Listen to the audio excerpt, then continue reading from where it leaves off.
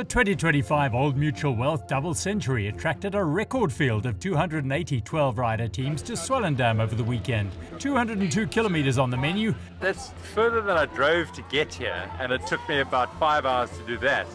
So today's going to take an awful long time. What a beautiful thing to do. What an amazing thing to do with some lekker people. It really is a privilege, really real privilege to do this. It's going to hurt, eh? Rolling away from the start at the Swellendam Showgrounds from 5 a.m, those early starters enjoyed a stunning sunrise. For the first-timers, it was a bold ride into the unknown. I was very nervous, but super excited. First one, I kind of just, it was a rash decision when STS, our team leader, was sort of talking about doing DC. I said, I've just got to dive in and do it. So I was really excited, but super nervous for the distance. It's the longest that I've ever ridden on a bicycle in one shot. So yeah, it was a bit daunting, but had a really great time out there with the team. Beautiful scenery. I've never driven like Tradouw's Pass, one of the most beautiful things I've seen. I think it was like a different version of Chapman's Peak. Instead of the sea, it was mountains and bush, so really awesome to see. It was hot, windy, and the climbs are quite brutal. They catch you when you least expect them. But yeah, you knuckle down and stick together and just make your way to the top slowly but surely, one pedal at a time. Tradouw Pass is a Thomas Bain masterpiece completed in 1873. It links Swellendam and Soubrak with Barrydale on the western side. And it was the first challenge, but on fresh legs and adrenaline high, it was done with ease. The weather conditions were spot on, according to race organiser David Belair's. So we've arranged very cooling wind to make sure that in this early part of the day on Tradouw Pass, we don't overheat. And so we don't think of everything. Well, I think this is probably the nicest of all passes in our province, and especially on a day like today, as you're coming out of town, out of Swellendam, and the sun starts coming up. Look at this. It is amazing. That it was. Western Cape Premier Alan Windy was riding in an enlarged wintergreen team, whose goal was to get every rider across the line, including this man, Bicycling magazine publisher Mike Finch. In fact, that was the goal for the majority of teams, with the prized Charles Milner medal as the incentive. The second challenge of the day was the climb up to Tradouw. The event saw athletes from different disciplines get to grips with the unique team format. One was triathlete Shane Williams. Our coach, Cornel Buerta, this is his 12th DC event, so yeah, he coached us and trained us and helped us to understand team dynamics, and this is what this event brings to us, because obviously Ironman training, we start off together, but it's an individual sport. This is the ethos of camaraderie, team building, trusting your guy next to you. So it's a whole different dynamic, and that's why we buy into it and we love it, just from a fantastic, well-organized event, and also just from it's a killer out there. So today the wind was pumping, we had to dig real deep and guys were falling off and we had to regroup and re-strategize. So yeah, it's like a test match cricket out there, or a game of chess. It's a lot of strats, analogies, and just trying to get the guys to finish together. Just the beauty that we live in a stunning country, in a beautiful place, and yeah, it's a world-class international event. So well done to Old Mutual Wealth and everybody who jumped on board, and food lovers and just everybody. It's a stunning event. After the first food lovers feed zone at 72 kilometres, the exhilaration of long descents on the R62 followed. Every cyclist just loves the free Ks.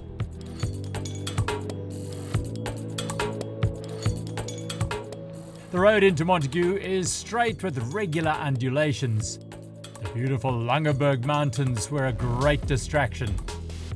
So what makes the DC so special? I think it's the year-end function of the whole cycling community. There's always a good vibe. You get a bit of everything. Good gears on the road. It's all ages. Fit, a bit unfit. It's a corporate event. It's a fun event. You can race it. So it's just always fun and a good vibe. I mean, there's always a bit of support from the other riders. The slower teams, I think, like the faster teams coming past and giving them a bit of a extra few watts when we pass. You know, they give us some shout outs, and yeah, it's fun. It's really fun to have everyone, all ages, all sizes, all everything.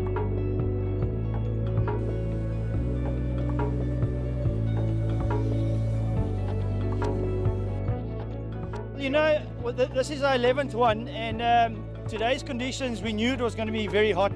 The first 120, we were low flying, it was lacquer. After the food zone, turning to those beautiful pink, purple trees, I forgot the name of that section. That's where the wind came and the temperature was super hot. Feet were burning. We're fairly fit. You must understand, we're a bunch of 50-year-olds, and we got about four people that are in their 30s. You know, it's very difficult. You know, when you're riding around with a whole lot of people around you and you're trying to stick in the team, it's very tough. And then you've got all the pros that are flying past you. We stick together. I mean, we don't leave anybody behind. Over the last 11 years, we finished with 12 medals. 12 medals, both medals each, if you know what I mean, yeah. So we've got a fairly good routine. We know our pace, we know our average, and then we just stuck to our guns. The second of two neutral zones came at 165 kilometres at the Bonneville Cellars, where teams connected with their support crew and refueled and rehydrated. The extremely high temperatures, coupled with strong headwinds, was a cause to take a little more time than normal to drink and cool down. Ice was in high demand. Yeah, it was a super long and tough day. We're riding for a mixed team, and it's also my first time on a road bike in like 6 months. Yeah, I've had off-season now. This is my first ride back. Yeah, the girls were putting us in the hurt box today. It was a pretty tough day, but yeah, lots of fun. Yeah, we came here to try and win the mixed team category. Early on, we got 2 punctures of 2 of our stronger riders, so we were already on the back foot from the start. And yeah, I think in the end it worked out quite well. We still rode super fast, the girls were strong, so I'm waiting to see the results, but I think we did a solid ride today. Yeah, this really is a team race. I mean, there's a lot of pushing, a lot of pulling. You really have to support each other and back each other and try and get everyone to the finish line as fast as possible. They really do bite you here in the end. Yeah, my legs were starting to seize on these climbs. I think everyone was feeling it. But yeah, I really must say the girls were strong today. They were riding away from me on the last climbs. But yeah, everyone was good. Those last climbs were brutal. Yeah, it really is a lacquer event. It's at the end of the year. A lot of people either coming out of off-season or going into off-season. Yeah, it's just a lacquer way to end the year with such a lacquer vibe at this race. As young pro Loert Goosen said, the last 3 long climbs were the toughest challenges of the race into a spiteful block headwind. It was here that the true spirit of the Old Mutual Wealth double century was evident as riders helped each other in order to keep the team intact. It's times like these that strengthen existing bonds and build new ones. Oh no, the downhill.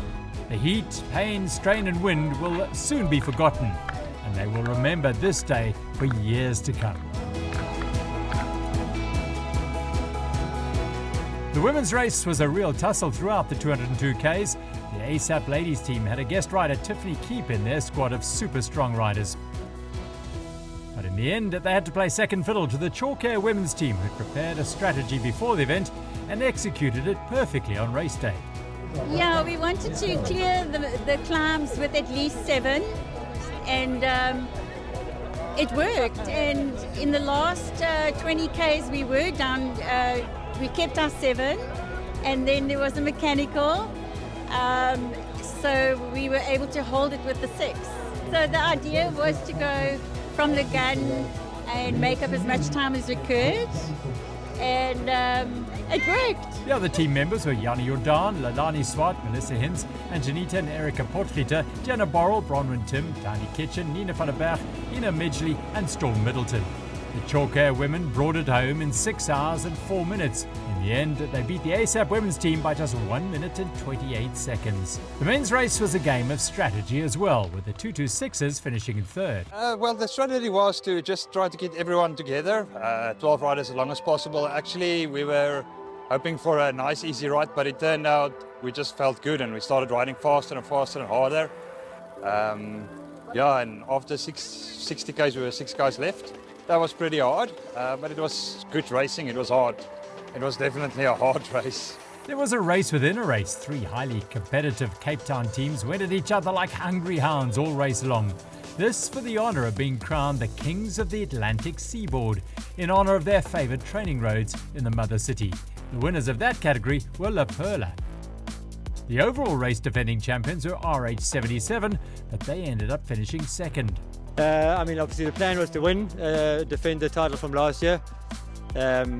It's a pretty vibrant crew, and we had a lot of fun. dressed for a lot of fun.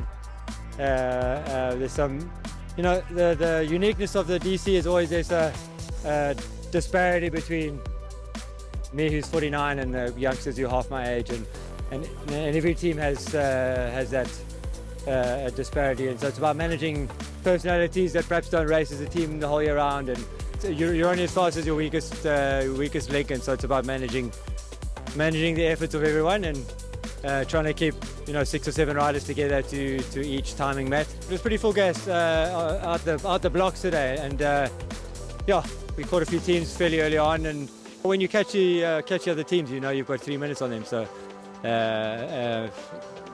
it certainly gives you a mental bump. The winning team were the Road Warriors, and they had a powerhouse combination that included recently retired World Tour pro Ryan Gibbons. They finished in 4 hours 30 minutes and 39 seconds, 2:55 ahead of RH77. Yeah, we had a bunch of guys from all over, a couple of Europeans, a couple of local pros and ex-pros, and the plan, we came here to win. We didn't try and overanalyze it too much, but the plan was to go fast, and very grateful that we could deliver on the day. I think with DC, with it being such a unique event and that you've got these 2 stops, you never know how you're going to feel after a stop. So we thought to ourselves, we've got to really try and put as much pressure on them in the early phase, and that's the longest leg of the race. And we did that. I think we were 10 minutes quicker than the previous best before this year. We really went out there hard. We worked well together. Obviously everyone's fresh, so you want to utilize that as best as possible, and then on the climbs, that's where you make the big difference. When you're rolling at 40 to 45 k's an hour, you're not making that much of a difference, but when you're going on the climb, the difference between 20 and 30 for longer periods of time makes the difference, and that's what we did.